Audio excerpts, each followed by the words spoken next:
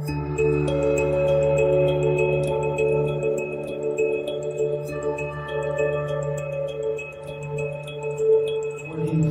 always kind of done a book or a study together, and we decided to pause and talk through our own stories and encounter God through each other's lives.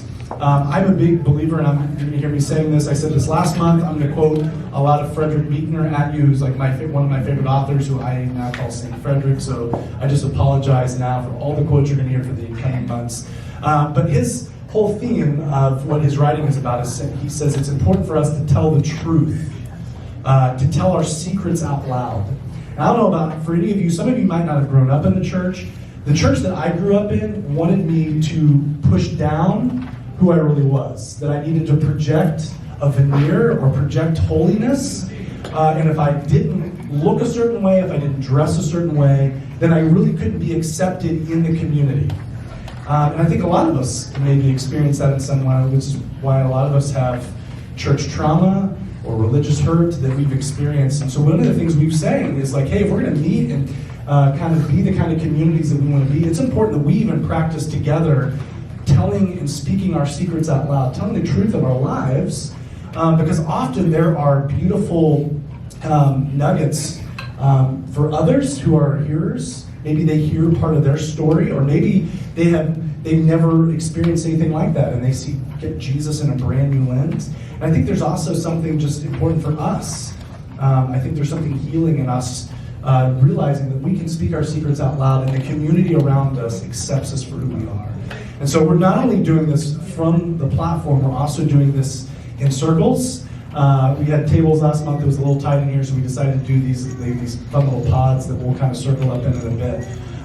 But what we're excited about is we're not just having maybe our most polished speakers who want to exegete a text. We're allowing anybody and everybody. So if you want to be a future storyteller, let us know. We even have one of our own who's helping coach and walk you through the process of how to tell your story. So all that to say, that's what we're doing for these months.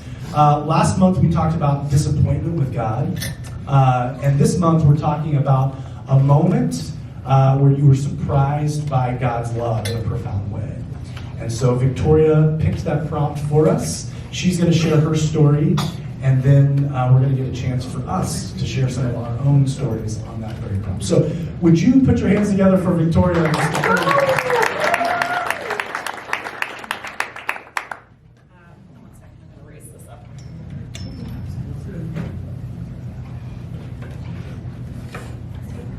Oh, this is the purple one. Okay, I'm not going to raise it up. No, I'm going to get another one. Drew's got you. There you go. Oh, she won. Sorry.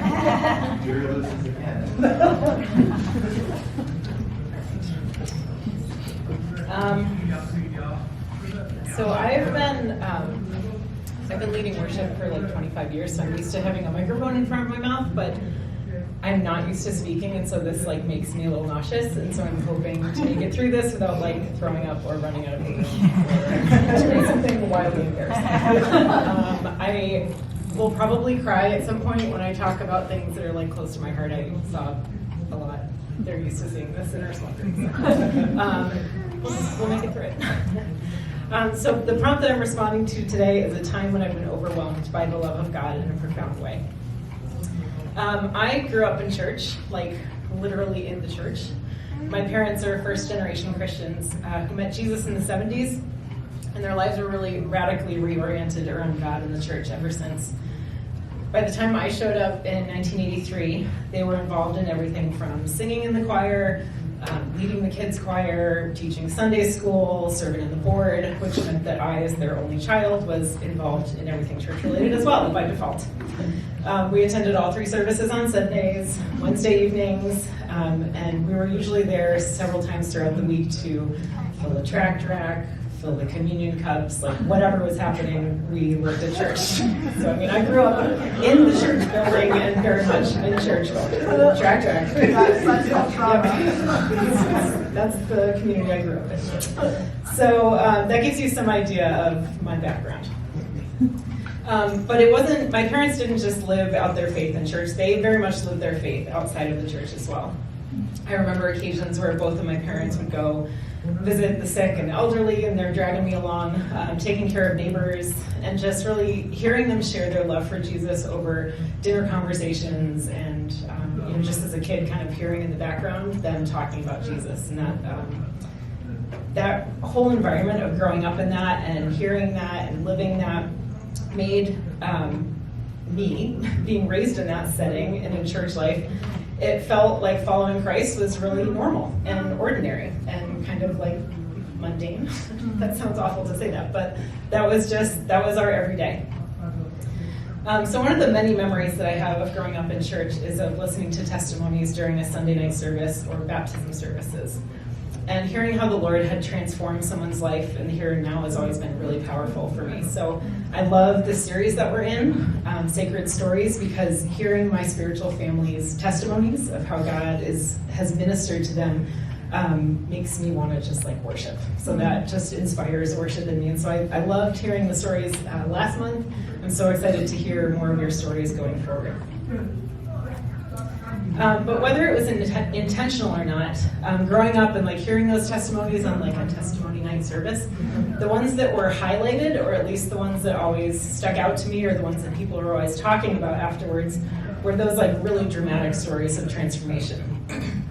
People who had been delivered from drugs or alcohol, maybe someone who had a really terrible trauma or tragedy in their life and God rescued them from that. People had walked away from their faith when they were younger and they had some sort of radical encounter with Jesus. And those are all amazing stories and they're wonderful. But those stories always made me think, oh, that's where God is at work. That's where he's moving. And he was moving in those stories. But the flip side of that perspective is the unconscious thought that God is not at work in my ordinary, everyday, mundane life. And I remember as a teenager having a conversation with a friend, and I made the comment, I don't have a testimony. Like, this is normal. Like, a testimony has to be something big and impressive, right? So for example, I have no idea of the official date that I asked the Lord to be my Savior. I'm pretty sure I said the sinner's prayer like 4 times a year, every year of elementary school, just to make sure that I had it covered. Rededicated my life, every camp, every summer. So I was in. I never strayed far from the path of following Christ that my parents set me on, and like, don't get me wrong, I'm not a model Christian. I was not the perfect child. But like by my late teen years, my faith was my own. But there was no real pivotal moment of decision that I could point back to and be like, oh, this is a testimony that's worth sharing. Sometime in my late 20s, that perspective started to change a little bit. I started to take a second look at the way my life was panning out, and it was actually through sharing stories with people, and people were like, what happened? Like, what's going on in your life? I'm like, oh yeah, I guess that's a lot of like blessing and favor and God's providence in my life. And so I realized like I have a lot of testimonies. Like I have a lot of moments where God has just showed up in my life and in ways that to me seemed ordinary because it was, he's just always showing up for me. And that feels really humbling to say that. But there are things that people might think of as coincidence, but when I looked back on my life and see all these mile markers on the roadmap of my life, all of these things just comprised a really long and unearned list of divine providence and blessing. So my story is not really one of dramatic transformation, but it's a testimony of a life of unmerited favor and undeserved blessing, which when you come down to it, is all of our stories, right? Ephesians 2:8-9, for it is by grace you have been saved through faith. And this is not from yourselves, it is the gift of God, not by works, so that no one can boast. So I'm going to share things that I have received in my life, blessings that I received, and they are not anything that I can boast about, because none of them were earned or deserved. So I have a few stories that I want to share with you that characterize kind of the way my life has been blessed by God's love and provision. But then I want to end with a couple of stories of personal encounter with God's love that have impacted me the most. So I didn't know this until I was in probably like early college, but my mom shared these 2 verses with me that she had felt that the Lord had given her as a promise during her time of reading and just reading through scripture and prayer when she was younger. She has both of these passages marked in her Bible. They're marked in my Bible now, and as soon as going to get these marked in my kids' Bible. The first passage was in 1977. This was before she was ever married and 6 years before I was born. And it's from Isaiah 44, 1 through 5. But now listen, I can't even read it.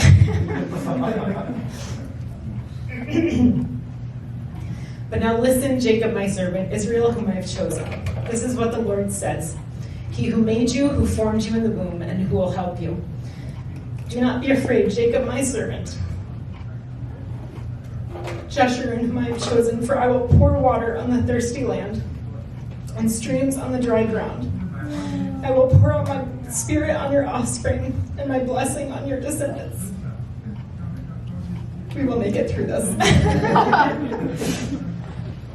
They will spring up like grass in a meadow, like poplar trees by flowing streams. Some will say, I belong to the Lord, and others will call themselves by the name of Jacob. Still others will write on their hand the Lord's, and will take the name of Israel. The second passage that she has marked in her Bible is from 1980. This is again 3 years before I was even born. And this is again from Isaiah 65.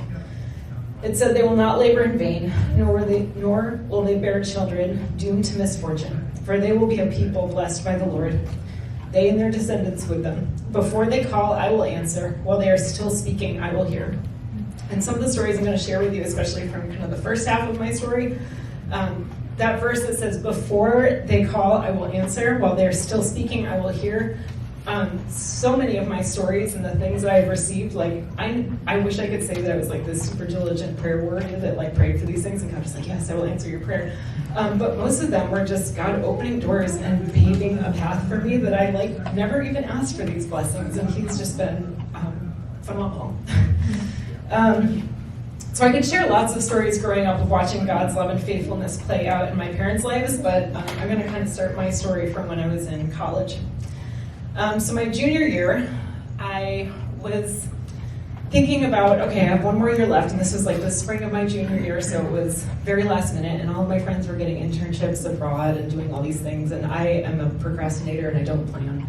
And so it was like May or April of my junior year, and I was like, I would like to go abroad next year, but all of the things were already filled, deadlines were gone. And so I was like, shoot, what can I do? I was studying biology, and I had no idea where I could apply for some sort of abroad biology internship. Rewind 2 years. My family and I had been on a trip to Bermuda, and a friend was with us. And while we were riding a bus around the island, we got separated, and she went to the back of the bus. And when we got off the bus, she was like, oh, I had a really interesting conversation with this girl in the back of the bus. She works at Bermuda Biological Station for research. I was like, oh, that's interesting. That was the end of the conversation, and like I had no like memory of that really in my mind. But as I was thinking, where do I go? Like, what do? I want to apply somewhere. It came into my mind, oh, there's I think there's like a research station in Bermuda. So I Googled it, and sure enough there was, and right on their main page it said programs, internships for college, and the deadline was in 48 hours. So I ran around campus, and I got recommendations from my professors, and like, can you write it like right now? So I can, and I had already missed the like postmark deadline, I had to fax it in. So I got everything in like by the skin of my teeth, and I was like, even if I get this, like I don't have the money to like fly somewhere to pay for room and board and all of these extra expenses on top of the tuition that I would still have to pay at my school. But I heard back within a week, and they said, Victoria, we would love to have you come to this program. Your room and board is paid. It's funded by the National Science Foundation. We'll pay for your plane ticket here. Oh, and we're paying you a stipend while you come as well. I was like, great. So I got there that August, and I was there for about 2 weeks. And I had been very, very much in like a little Christian bubble up to this point. I went to a Christian high school. I was very, like I said, very involved in church.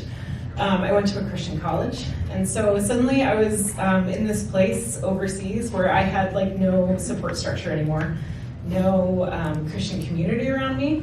And I started to realize things about myself, like, wow, I have no self-control and no discipline, and I'm weak and I need Jesus.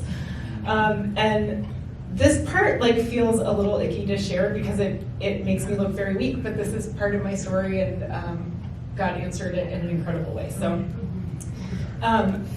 being there for 2 weeks and just having this freedom and some of the opportunities that were available, I was like, dear Lord, I had never dated up to that point. I think I was saved from a lot of things by just lack of exposure. God had kept me very isolated.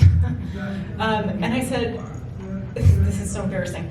I was like, dear Lord, I am not going to do well if I step into the dating world. I just know, I can see this very quickly about myself. I'm not going to be the kind of person that can be strong without like a support system around me. And I said, dear Lord, will you, this is me like at 20, 21. I was like, will you please just send me the man I'm going to marry? Like, I don't want to date. Like, let the first person I date be the person I'm going to marry. Jamie was in Bermuda 1 week later. And of course, I did not know at the time that he was going to be the man I was going to marry. But we met, and he was only there for 1 week. And we got to chat a couple times and found out that he actually lived 20 minutes from where I lived on the North Shore of Massachusetts. And then he asked for my number, and we talked while we were there over the phone and on emails. And then when I got back, it was fairly apparent that we were moving towards marriage. And then I thought back to this silly prayer that I prayed, and I was like, wow, like you really did just like hand me my husband on a silver platter. Thank you, Lord. So when I got back, so now it's at the end of my senior year, and it was pretty apparent that we were going to be getting married, but I had no plans for like jobs. The North Shore of Massachusetts is very expensive, as you know. Out of the blue, someone at my work, I worked at Bertucci as a waitress part-time, came up to me and said, oh, are you staying around here after school? Do you need an apartment? And I was like, yes, like all my friends have moved away. And they said, oh, we have one that's like, it's not like the greatest apartment, but it's like only $500, like you're welcome to have it. I was like, that sounds great. So again, I was not like praying diligently for these things. God was just like paving a path, and before I ever called out, he was answering. And then my professor, my advisor, came up to me later that month and said, and again, he did not know me very well. After 4 years, he still was like, what's your name again? So he's not like coming to me based on my merits and like how well he knows me. But he said, oh, I heard there's a job at Wyeth, which is a pharmaceutical company, no longer, they've been acquired. But he's like, would you like to apply for a position? They're right in Andover. I said, sure, what's the position? And he said, oh, a histologist. So I went home and Googled, what the heck is a histologist? I don't know what that is, but I can try. So he got me an interview 2 days later. And literally, I'm like reading on the internet what a histologist is, because I'd never heard of it, I'd never done it. I did not have any of the requirements for the job, including I hadn't graduated yet. Like I still had a month left to go before I even had like a bachelor's. So I went there, and there was several other candidates who were histologists who like could have done this job much better than I. And for whatever reason, God, they offered me the job, and I had a job, I had an apartment, everything lined up. And again, things I did not pray for. People just like coming in and being like, here's this for you. So about 3 years into that job, we're married at this point. I realized this is not going to be something that I can do from home. And I knew that if once we had a family, I wanted to be able to stay home with our kids. So I was like, you know what, I'll go back to school and do some work in dietetics so that I can be a registered dietitian. I can do that part-time or from home. Wyeth had this great program where they would pay for all of your tuition. You just had to work for them for 5 years afterwards so they could like get their money back. And I knew that I wasn't going to do that, but I was like, I'll figure it out when I get there. So I went through this program. It took me about 2 years to finish that. And then at the end of a dietetics program, you have to do like a 9 to 12 month internship, kind of like a residency where you work full-time in all of the different areas of nutrition. So I was about 3 months away from having to quit my job, and I was like, if I quit now, I have to pay back all of this. But I already had the internship lined up, and I wasn't quite sure what to do. We started hearing rumblings that Pfizer was going to acquire Wyeth. And so I'm like, ooh, maybe I can get laid off. That would be great. I have to pay back any of this. And so things moved forward, and Pfizer did in fact acquire us, and they were going through months of just like layoffs of all of the therapeutic groups across the company. And unfortunately for me, the group that I worked in was kind of like a service group for all of the different therapeutic areas, so we didn't really have a lot of redundancy in Pfizer. So they're like, looks like your job is going to be safe. Don't worry, group. You're all fine, which was not great for me. So then, a couple weeks from the point where I was going to have to quit and pay back this like big chunk of tuition, the team from Pfizer, the transition team, came to our group. I worked in a larger group of about 30 people, and there was 5 histologists, myself being one of them. And so they came to the 5 of us histologists, and they said, we haven't done this for anyone else in the company, but we're actually going to change your job description enough that we feel like we need to give you the option of whether you want to take the severance package or whether you want to stay on. And I was like, I volunteered to quit. Please fire me. So they did. So again, like weeks before I was going to have to make this decision with this like enormous tuition bill at the end of it, God just provided a way for me to exit quietly. That was really the point where I started, when I'm telling people these stories, people were like, do you see like what's happening in your life? Like this is not normal that like this amount of provision like happens for people. And I was telling this story and I kept saying like, oh, it's so ridiculous like that this happened. And people are like, no, that's like God. That's God doing that, not ridiculous. I could tell you so many more stories. There's just not enough time. Like finding our home. Like there is a whole long testimony of like how, like some of you have been to our home. We have the farm home in North Shore, and I like won't tell the whole story, but like we have had town officials tell us like there's no way you paid that price for the home. It had to have been a foreclosure, and like to the point where we're like doing this in front of like a state tax court, and there's no way you paid that amount. It's like I don't know, it was on the open market for 9 months. Nobody else bought it, but like it was just there for us to have it. Another town official just told us recently, they're like, do you know that you have the largest piece of land in Georgetown that's like not registered as like an actual farm? They're like, that's crazy that you have that. I was like, I know. So many more stories, like how we started meeting with the Olivers and then like just transitioned through the whole pandemic, and then coming to Renaissance, like we, went through 10 months of discussion and talk, and just God just bringing our hearts to a place where kind of like where Renaissance's heart is at. And then the Friday night, we like finally made the decision. All right, like we're gonna step away from the church that we've been a part of. And I was like, I have no idea what's next. Like this feels really scary. I met Fab the next morning. He's like, oh, here's what I'm doing at Renaissance. And I was like, that's everything that we've been talking about. We'll do that. So there's just been like story after story after story of God's provision. And so these stories that I've shared really speak to me of God's love and faithfulness and provision in my life, and I'm so grateful for it. But the last couple of stories I want to share with you are really the ones that have truly overwhelmed me with the love of God and have changed me from just being a passive observer of God's hand in my life, kind of like looking back, to being a really expectant pursuer of his presence in my everyday life. Maybe 3 or 4 years ago, we started with the Olivers listening to some sermon series and teachings on listening prayer. And just this idea that we're not coming to God with our agenda and all the things we want to say, like God welcomes that and like he's listening. But like up to that point in my life, I don't know that I'd spent a whole lot of time like listening back. Like, what would you like to say to me, God? So we had, practiced together in a group, doing some listening prayer, and we would share what we heard. So I was starting to do this like on my own as well. And there was one night, I'm not really sure why we were without kids, but I had just picked up Jamie from work, and he was like, I'm starving, I'm just gonna run into Chick-fil-A. So we parked, and I had sat in the car, and I was like, well, I've got like 5 minutes. Lord, do you have anything you would like to say to me? And like, I don't want to say this and say that this is like characteristic of my listening prayer experiences, because like I have maybe like 2 times in years where I have like heard God speak things to me.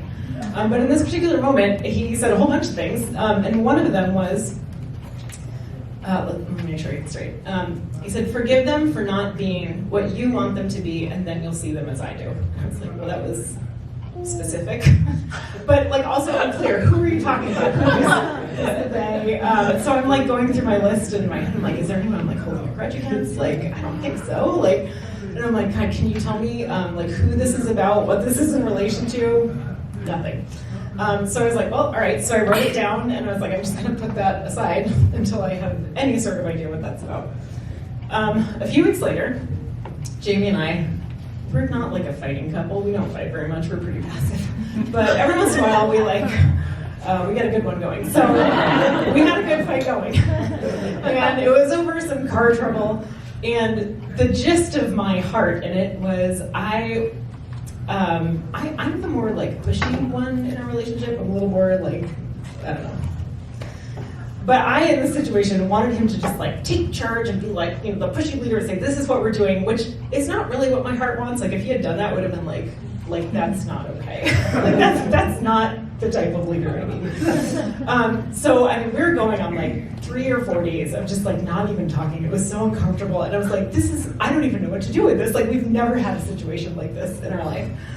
And so I'm like laying down in bed, and that thought came back into my head again. And God said again, like, can you forgive him for not being what you want him to be, and then you'll see him as I do. And so I said, if you could just show me how you see him, that would make it easier for me to forgive him. So can you just show me how you see him, and then I'll get to the forgiving part. And I was like, no. So again, another day or two goes by, and I'm just feeling so much like anxiety, like this is not us. So Jamie comes into the room, and he comes in, and he just broke down all of my walls of like pride and anger, and apologized for something that wasn't even really his fault, and said like, will you forgive me, and was like, here's the plan forward. And I just instantly was like, no, I'm sorry, I should have been the one to come first. And anyway, we made up. So I'm walking outside. This was not really in my mind, that sentence that God had said to me, but as I'm just kind of like thinking in my mind, I'm like, he's like such a good man. I'm like, he breaks down all of my walls of like pride and bitterness and anger. And I'm like, I'm just talking to myself, not really praying to anyone in particular. And I was like, he's such like a good leader. He's such like he's a gentle leader. He's a good shepherd. And I don't know how to describe this other than like hearing like, it wasn't a physical sound, but it was like I hit a wall of air or something, and I just heard, that's how I see him. And it was just like God planting himself in the midst of our fight. In the midst of this, like nobody else was impacted by this. It was just me and him. And the idea that God would insert himself into our very mundane, everyday domestic life and tell me, this is how I see the man that I created and brought into your life. He's a good leader, and he's a gentle shepherd. So just like, out of all of the blessings and like, physical things that I've received, like those are great, and I'm grateful for them. But hearing God's voice and seeing how he sees my husband and my kids and how he sees me is worth like so much more than any physical blessing that I've ever received.